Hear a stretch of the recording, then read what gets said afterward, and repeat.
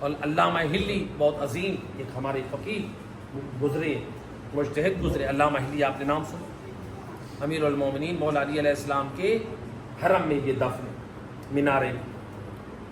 ان کے بارے میں ملتا ہے کہ جب ان کی زندگی کا ابھی آغاز یعنی طالب علمی کا زمانہ تھا، تو ان کے زمانے میں ایک شخص تھا جو مخالفین میں سے تھا، اس نے ایک کتاب لکھی تھی مذہب حقہ شیعہ اثنا عشریہ کے خلاف۔ وہ عام اور خاص محفلوں میں بیٹھ کے اس کتاب سے استفادہ کر کے آل محمد کے مذہب کے اوپر طعن و تشنیع کرتا تھا، اعتراضات کرتا تھا، لیکن وہ کتاب کسی کو بھی نہیں دیتا تھا، اس کو عام بھی نہیں کرتا تھا۔ پرانا زمانہ، ہاتھ سے کتابیں لکھی جاتی تھی۔ علامہ ہلی نے بڑی کوشش کی کہ اس طرح وہ کتاب حاصل ہو۔ انہوں نے ایک راستہ تلاش کیا کہ میں اس کا شاگرد بن جاتا ہوں، اور خود کو ظاہر نہیں کیا کہ میں مذہب امامیہ سے تعلق رکھتا ہوں۔ اس کی شاگردی میں گئے، آنا جانا رہا، ماشاءاللہ اپنے زمانے کے فاضل، عالم، فقیہ، صاحب علم تھے، یعنی بچپن سے ہی وہ صاحب علم۔ تو علامہ ہلی جو ہے استاد کے قریب سے قریب ہوتے گئے، تو وہ اپنی محفل میں ذکر کرتے تھے۔ تو انہوں نے کہا کہ اے استاد محترم، مجھے بھی وہ ذرا کتاب دے، میں بھی پڑھنا چاہتا ہوں۔ انہوں نے کہا کہ نہیں، میں نے اللہ سے نظر مانی ہے کہ میں یہ کتاب کسی کو ایک رات سے زیادہ وقت کے لیے نہیں دوں گا، تو لہٰذا میں نہیں دے سکتا۔ ہاں تم میرے اتنے قریب ہو، صرف ایک رات کے لیے یہ کتاب تمہیں دے سکتا ہوں۔ علامہ ہلی نے کہا کوئی بات نہیں، ایک رات کے لیے دے دیں، آپ کی مہربانی۔ کتاب لے کر جب گھر آئے بہت خوش تھے کہ اب یہ کتاب میں لکھ لوں تاکہ اس کا جواب میں بعد میں دے سکوں۔ جب یہ کتاب لکھنے کے لیے بیٹھے، ایک بہت موٹی کتاب جو آل محمد کے مذہب کے خلاف لکھی، علامہ ہلی کتاب لکھنے لگے۔ یہ ان کے کمرے میں ایک مہمان پرہیبت علماء کے لباس، ایک شان و وقار کے ساتھ داخل ہوئے۔ علامہ ہلی نے ان کا احترام کیا، مہمان آنے والا، صاحب عزت و وقار، ان کی ہیبت کا اثر یہ ہوا، یہ تھوڑی سی ان کے ساتھ گفتگو کرنے لگے۔ یہ کتاب لکھ رہے تھے، انہوں نے پوچھا، کہا کہ یہ کتاب ہے، یہ لکھ رہا ہوں، اس کا جواب دو۔ تو اب علامہ ہلی کتاب بھی لکھ رہے ہیں، بات بھی کر رہے ہیں، کتاب میں مصروف ہے۔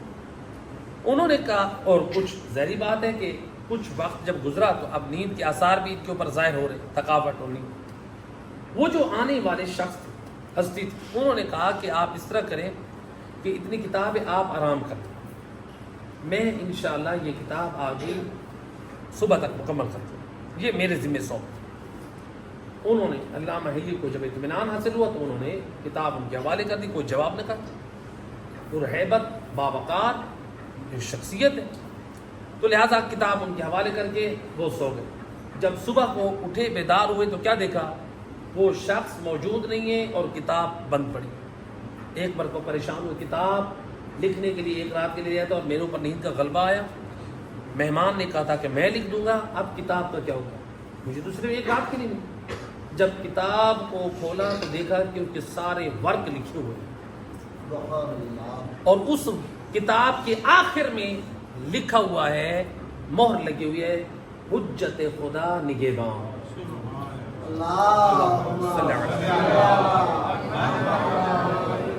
یہ ہے علماء حق، یہ ہے علماء دین۔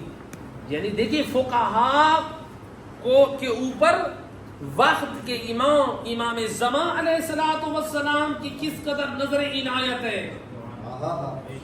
آج ہم علماء اور فقہاء کے اوپر بات کریں، جسارت کریں، علماء ان کو امام وقت کی تائید حاصل ہے، ان کی دعا حاصل ہے۔ اگر یہ فقہاء اور مجتہدین کا یہ سلسلہ اجتہاد کا غلط ہوتا تو پھر امام وقت کے فرائض میں سے ہے امام اپنی توقیع صادر کر کے پوری قوم و ملت کو آگاہ کرے کہ یہ فقہاء اور مجتہدین گمراہ ہے، یہ غلط ہے، ان کا دامن چھوڑ دو، ان کا دین چھوڑ دو، جو میں کہتا ہوں اس کے اوپر عمل کرو۔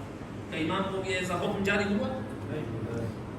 تو لہٰذا ہم اپنی اصلاح کریں، اپنی نسلوں، اپنے اولادوں کی ایمان کی فکر کریں۔ صلوات پڑھ دیجیے محمد۔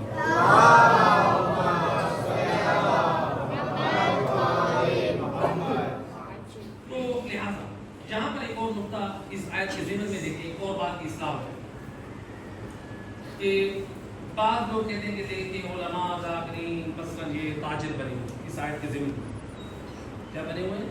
تاجر بنے. ٹھیک. جو امام حسین علیہ السلام کے ہدف اور مقصد کو تجارت سمجھ کے کرتے ہیں وہ بھی غلط ہے. لیکن یہ ہماری قوم کو سوچنا چاہیے نا. تو تجارت بھی تو آپ کرتے ہیں, آپ تجارت کرنا چھوڑ دیں ان کی تجارتیں ختم ہو جائیں. ہم بھی تو چاہتے ہیں کہ بڑے نام والا آئے, بڑی شان بڑی گاڑی والا آئے تو پھر بڑے لوگ زیادہ آئیں گے.